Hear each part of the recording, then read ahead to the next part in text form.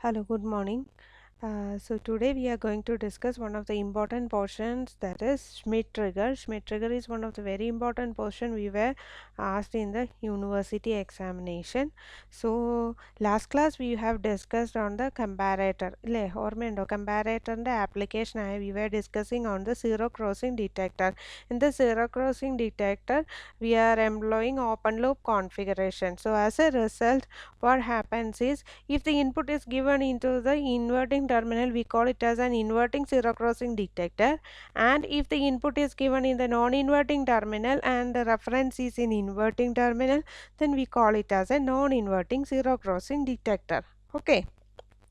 Now, while using this main application of the zero crossing detector is, we can convert a sinusoidal waveform into a square shaped waveform, or we can detect the number of zero crossings in a zero crossing detector.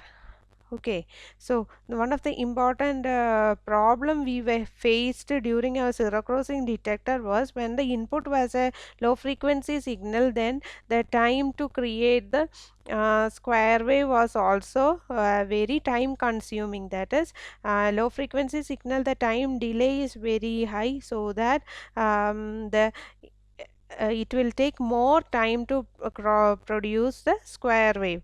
Also, that is not a real problem, but when it comes into the zero crossing detectors, because in the open loop configuration, zero crossing detector is working in the open loop configuration. If the input is having some noise signals, that is like this, if the input is having some noise signals, this it will get amplified at the output and there will be switchings. Okay, so the when the input is in positive signal, the output was because input was connected in the inverting terminal, the output was minus Vz, the output was minus Vz, but due to the presence of this noise, the zero crossing detector will switch to plus Vsat again, then it switches back to minus Vsat again, it switches back to plus Vsat, because of the presence of this noise. This open loop configuration is very sensitive to the noise present at the input voltage, especially noise with a voltage of 1 millivolt or more. It will detect a noise with a 1 millivolt or more amplitude, and it will create oscillations in the output stage. So this is an undesirable thing, or this creates an errative output or a trip point. It will create a trip point due to the presence of the noise. So in order to avoid this, we can also use a Schmitt trigger. Schmitt trigger is the only circuit with positive feedback. I have is the only circuit I have taught you with a positive feedback. ഇതുവരെ ഞാൻ പഠിപ്പിച്ചതിനെല്ലാം negative feedback ആണ്. ആദ്യമായിട്ടാണ് I am giving a positive feedback. So usually positive feedback, I have already discussed in our module 3 that positive feedback is given for creating oscillations. Oscillations create ചെയ്യാൻ വേണ്ടിയാണ് positive feedback. ബാക്കി എല്ലാ സർക്യൂട്ടിലും negative feedback ആണ് കൊടുക്കുന്നത്. So in a Schmitt trigger we are giving a positive feedback. If I am giving input to the inverting terminal and feedback to the positive terminal, non-inverting terminal, this is a inverting type Schmitt trigger. If I am giving input to the non-inverting terminal, if I am giving input to non-inverting terminal plus terminal, then this inverting should be grounded. That type, when I am giving this input to the non-inverting terminal, I can call this Schmitt trigger as an non-inverting type Schmitt trigger. Okay. So the main application of a Schmitt trigger is to convert an irregular shaped waveform into a square pulse. Okay, this circuit is also known as Schmitt trigger or a squaring circuit, which converts irregular shaped waveform into a square wave pulse. Okay, now we will discuss what is a Schmitt trigger. So this is an inverting type Schmitt trigger. The input is connected to the inverting terminal.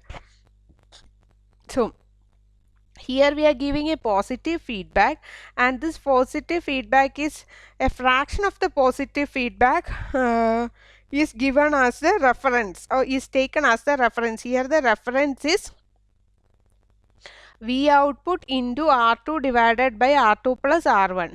that particular voltage, potential divider rule, I am taking potential divider rule, the reference voltage here, the reference voltage at the non-inverting terminal will be equal to output into R2 divided by R1 plus R2.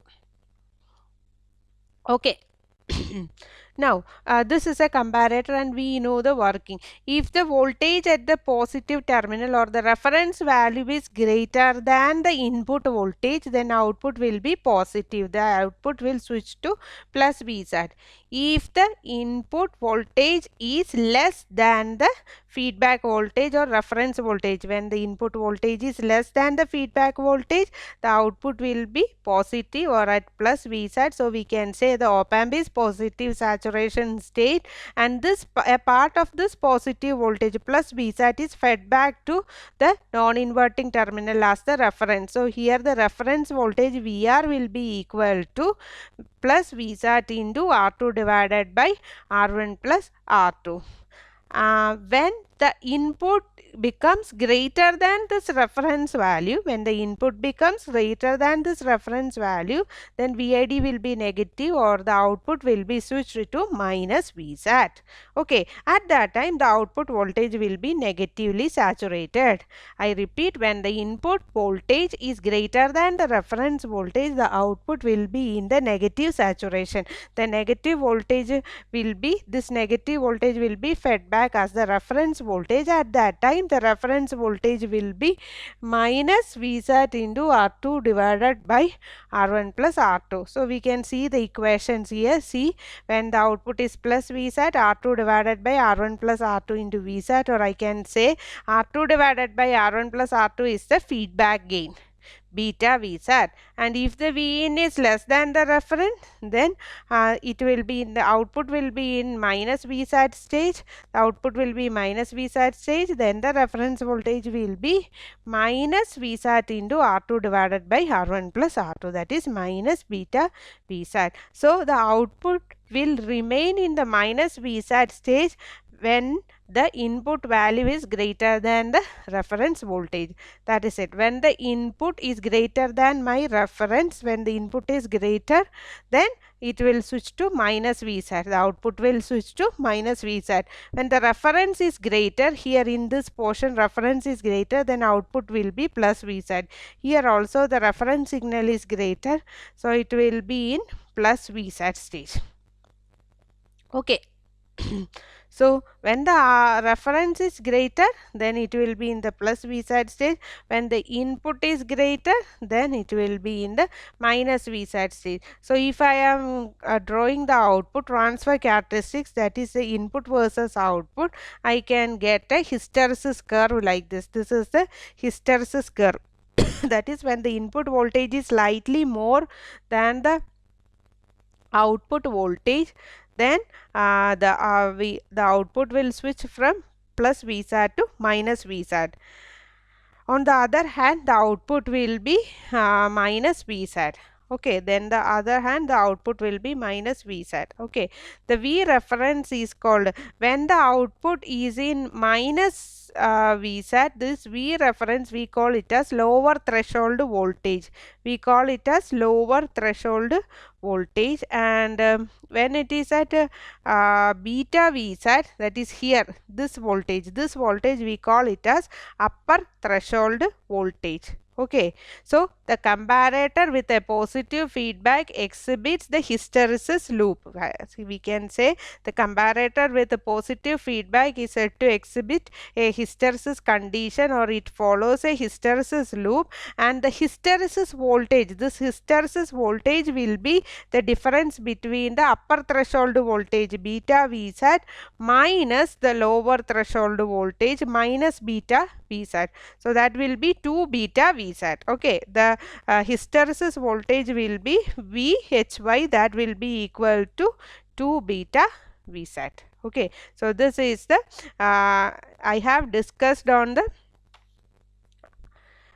inverting type. Next we are inverting type Schmitt trigger. If we have to discuss about the non-inverting type Schmitt trigger, then we have to connect this input to this reference itself